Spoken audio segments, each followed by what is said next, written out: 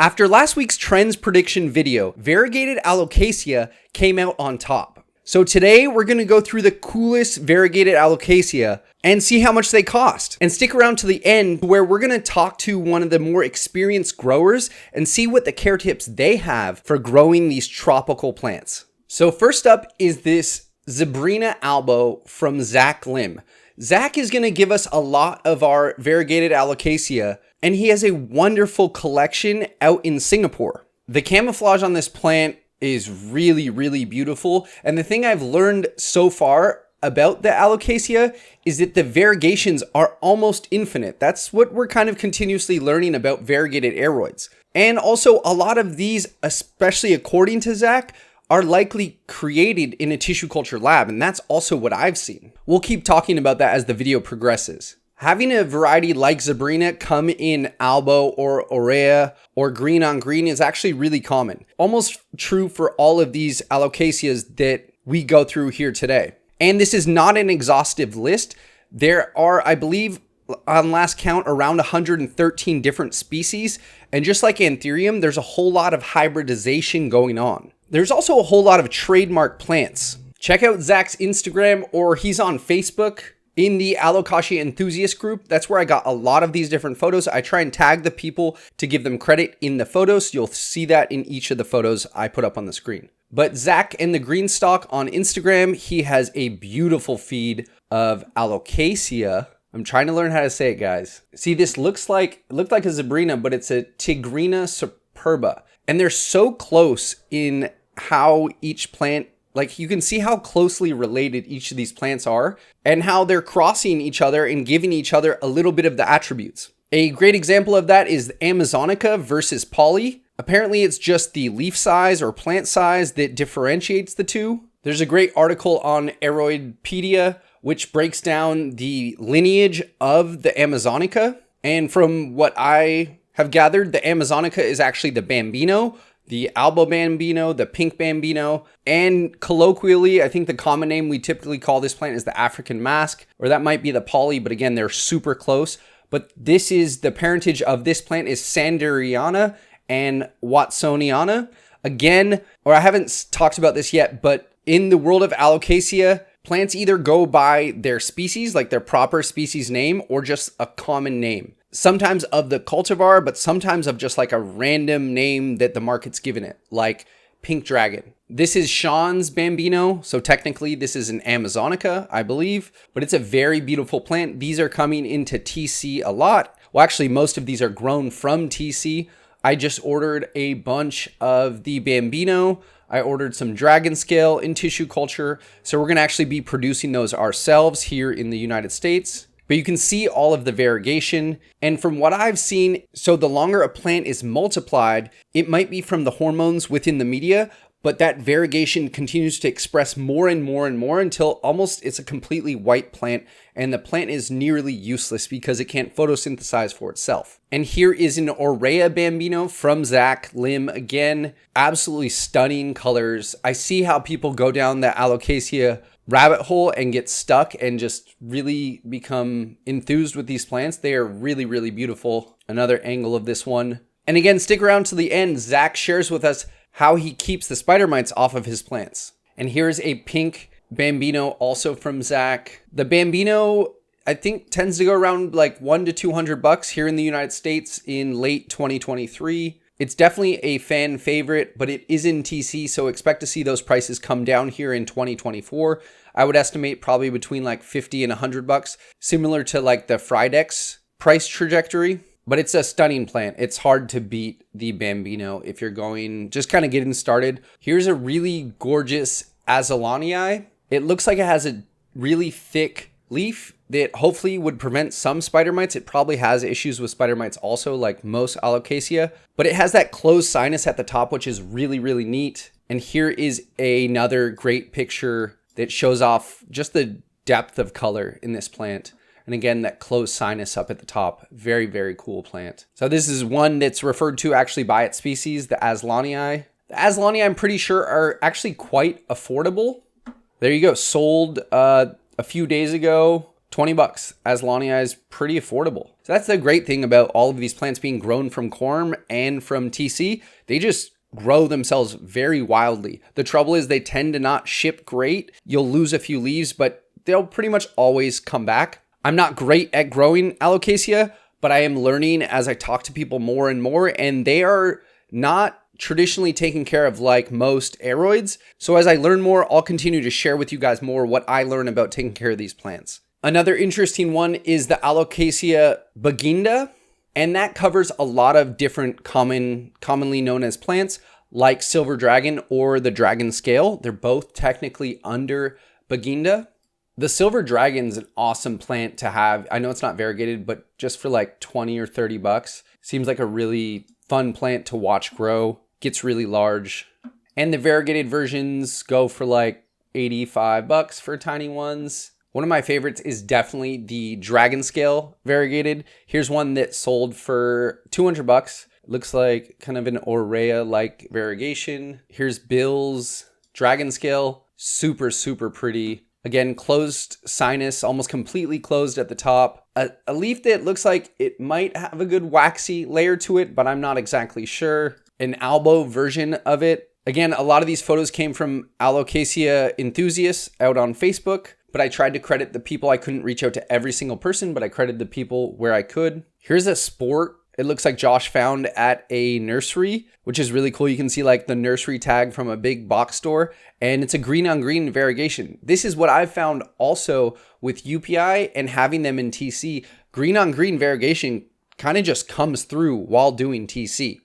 So this is a great find. I'm sure this plant was like 20 or 30 bucks maximum, and you have a variegated Alocasia. So this is also dragon scale. And my favorite, this plant is absolutely insane. This is a mint variegated from Nikki, and I can't believe that this plant is real. Here's actually a video of this plant, which is stunning. And the backsides with the purple veination. And it has like 6 or 7 leaves, which kudos to her for keeping so many leaves on an Alocasia at one time. That's kind of the joke with them, is that it's really hard to keep so many leaves on them. And if it's more than one, honestly, I'm kind of impressed. And if it doesn't have spider mites, all the more shocking. But that's probably the coolest one I've seen. I also have a fan favorite later on in the video, but if I could get my hands on that, I bet that's $1,000 plus. I know Dragon Scale last year was about $1,000. The regular ones, the Albos and the Aureas, have come down to like the 1 to 300, kind of 150 to 300. Yeah, eBay doesn't even have the Dragon Scale mint. It's the first time I've ever seen that. But again, it looks like almost unlimited variegations in colors can occur. Pinks and albos and greens and yellows and all these different colors can come out in like splatterings of different patterns. Some that look like a blister variegation like they have on some of the anthuriums. You're seeing that on the Alocasia. This was actually a pretty good deal. It looks like the mint dragon scale on Etsy. It's a tiny one, but pretty tiny plant, pretty expensive. Speaking of the different variegation patterns, Zach shows us this epilithictica. I'm definitely saying that wrong, as I've been saying Alocasia wrong for so long. You guys definitely let me know in the last video. My bad for that. But look at this like mojito-like pattern. It kind of reminds me of like a philodendron snowdrift, but Zach has some of the rarest Alocasia I've ever seen. And a lot of these plants are still being pulled out of Indonesia and the Philippines where they're native to. They're mostly native to Asia and Australia and that region of the world.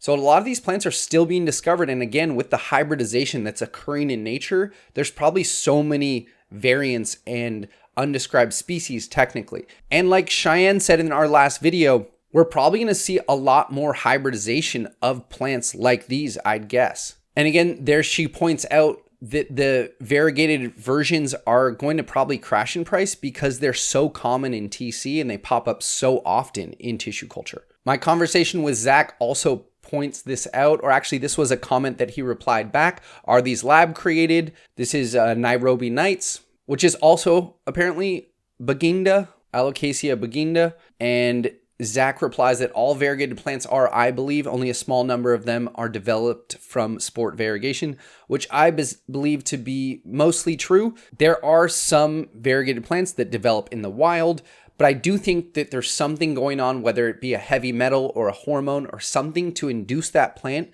to stop creating chlorophyll in certain parts of its tissue and then begin with like a different set of genetic code. Now we'll go into a pretty common one, which is the black velvet. This is Zac's black velvet gold, which I'm sure you've seen black velvet Albo. They have just regular black velvet at Home Depot around me. And there's also black velvet pink. This plant's so pretty. I do really love the Aurea variegations on Alocasia. The black velvet looks like a little bit of a weak plant to me, just kind of how its leaves are kind of always a little droopy or like nervous. They don't have a lot of turgor. Here's a pink black velvet. Also that velvety leaf, you know, from Melanochrysum and the Anthurium world, that is going to be super attractive to spider mites. But cool closed sinus up at the top. Really great just leaf style. I've never seen a black velvet, a variegated black velvet with a bunch of leaves on it. It definitely can happen, but you have to be very skilled at growing Alocasia. This wouldn't be an Alocasia video without the classical Frydek, which is pretty much the variegated Alocasia that, with the exception of the macrorrhiza, I can never say that properly, macrorrhiza, the Dawn in particular, which is a patented plant. The Frydek is also a patented plant actually, and that's a Alocasia. Definitely said that wrong. But these plants go for like $50 now, maybe $100. They're pretty good to care for. Definitely spider mite magnets, but really pretty. Here, Ashley Strange has an Aurea and an Albo leaf on the same plant. She was saying that they were actually alternating, which is so cool. It's so awesome just to scroll through Zac's Instagram and look at. So this is a Scalprum. I love the leaf shape on this plant. And also, there you go. Not a lot of variegation there. Variegation, from what I've learned on Alocasia, it's not stable. So it's very common for a plant to go all white. I've had a Frydek do that on me. Look at how pretty that plant is. That's a gorgeous plant. I don't even know if those are for sale in the US. Here's another photo of Zac's Scalprum. Oh, it's so pretty. That contrast, I think the yellow and green contrast is my favorite. Let's see if they're on eBay. Alocasia Scalprum, not even the unvariegated version, but look at that. Leaves are so black, even on the unvariegated version. Very pretty plant. Wow, there you go. On Mercari, semi-variegated green on green Scalprum. This is from October. Little green on green variegation. Cute, but $1,200. Looks like it's still in stock. So sometimes I'll just go on the patent and trademark office to see which plants are trademarked.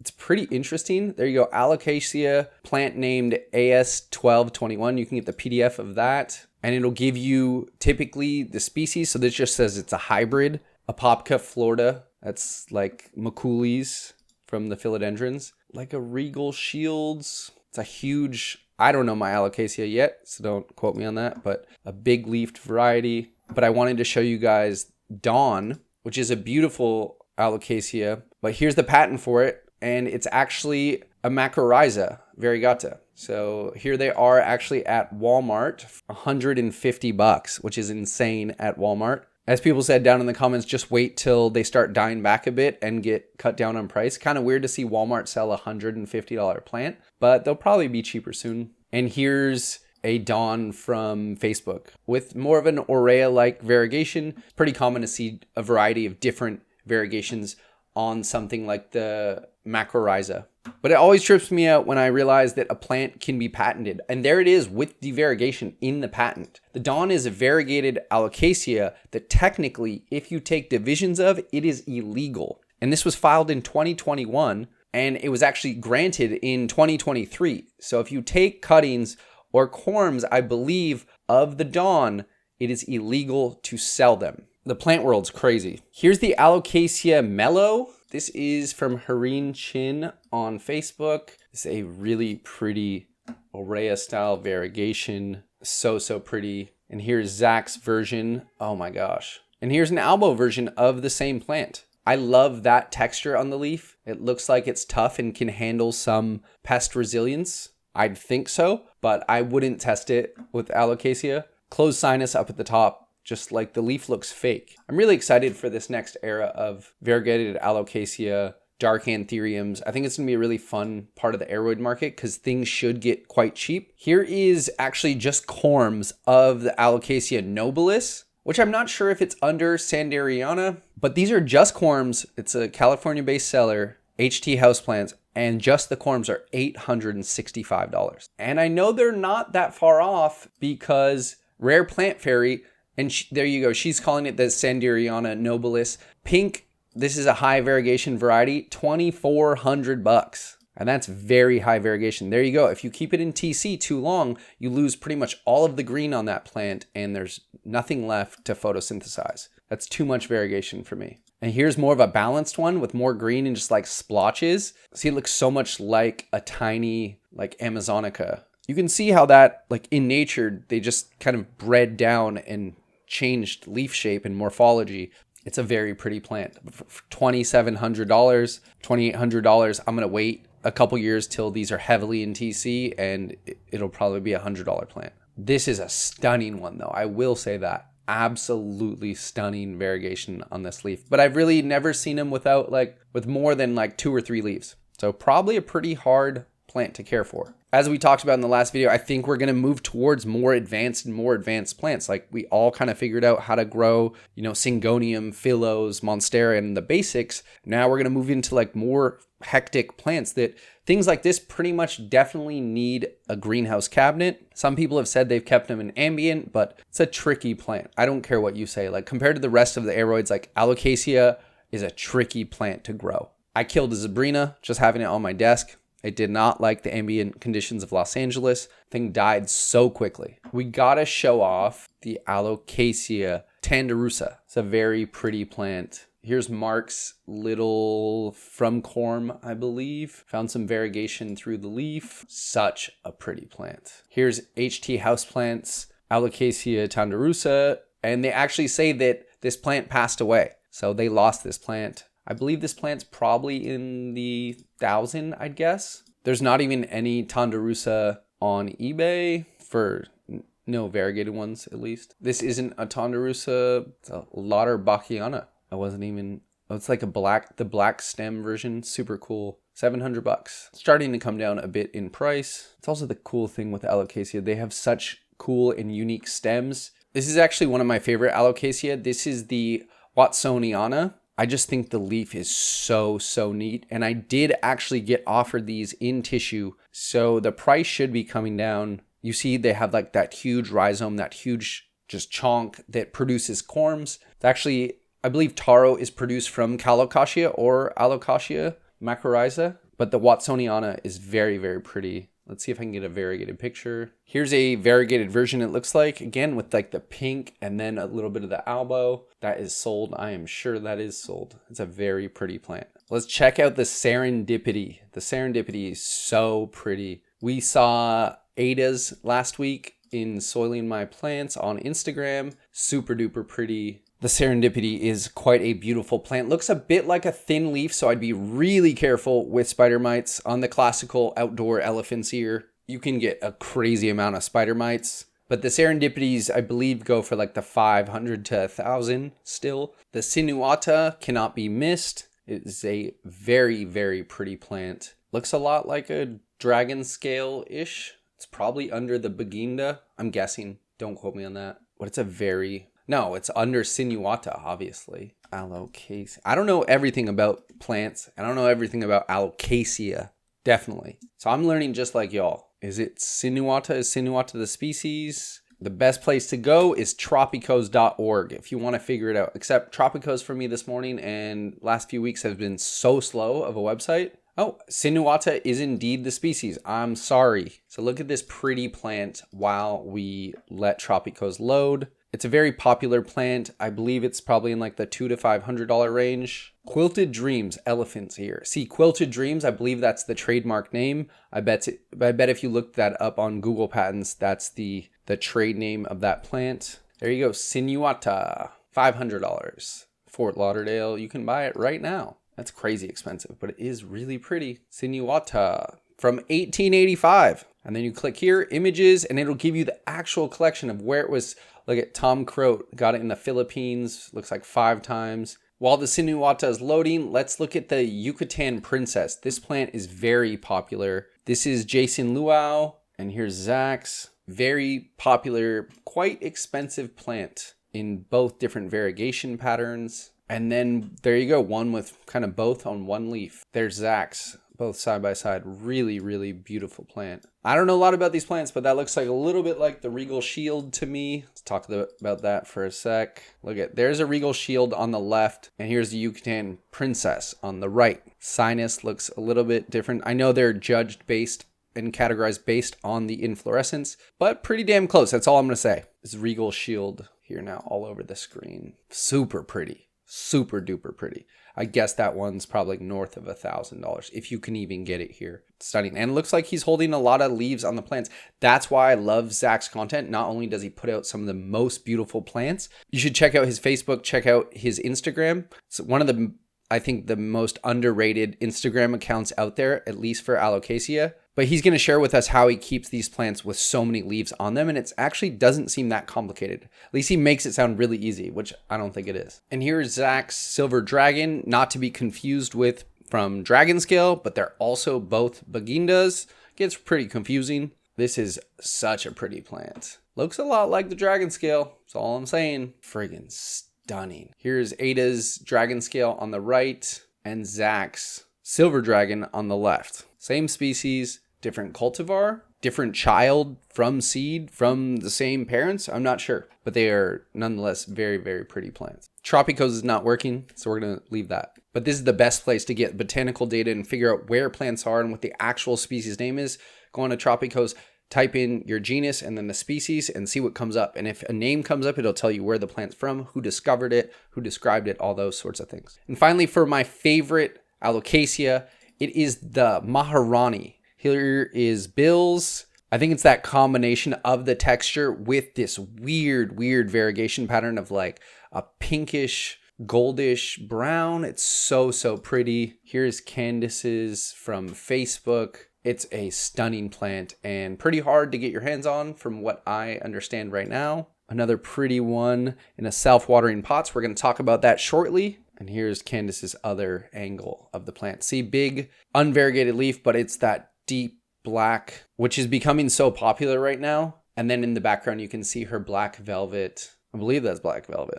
Not an expert.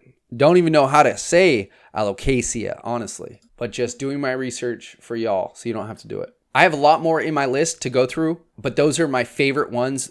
Again, we're going to keep getting new described species as they come out. But let's go into the care tips. So remember to go follow Zach at Zach and the green stalk. It's a witty name. But let's go through his care tips that he left me in the chat. I asked him, what are 3 tips that you would give our viewers on how to care for Alocasia? Because he keeps tons of leaves on these plants. And he says the main thing that I've actually seen come up a lot is semi-hydro works very well for Alocasia, which fits great with this channel because I'm always pushing semi-hydro and people are really loving pon. I know Ada over at Soiling My Plants uses a ton of pon or pon mixes. Zach said all of his plants are actually in self-watering pots. He says, don't assume all types of Alocasia are equally thirsty or have the same requirements. Most Alocasia are happy with about 70% humidity. That's the number I've come across. Also, he says he keeps them in ambient, not in a greenhouse, in an IKEA or a grow tent, but he's in Singapore. He is not in Los Angeles in a desert or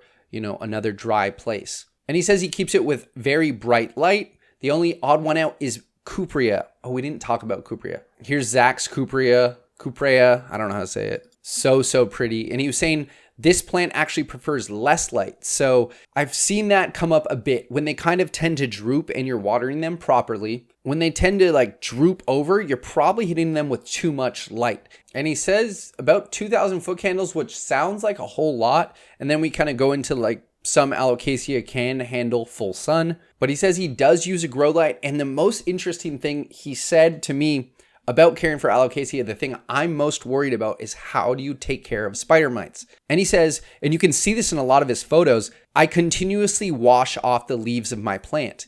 So I'm actually not using any pesticides or chemicals. Oh, here's also the Simpo. I know the Simpo is going for a lot of money, but you can see the washing off of the leaves. He says he does it every time he checks the water reservoirs in the self-watering pot. So maybe like every 7 or 10 days, he's rinsing those leaves off. I asked if he's scrubbing them. He said he was not scrubbing them, but be really careful in your drier areas like Los Angeles or a dry area, because spider mites love that dry, kind of warmish conditions. I know if you keep a lot of humidity, the spider mites don't really love that. So I hope you guys enjoyed this week's video. I will continue to do these new videos on different plants that are coming into the market.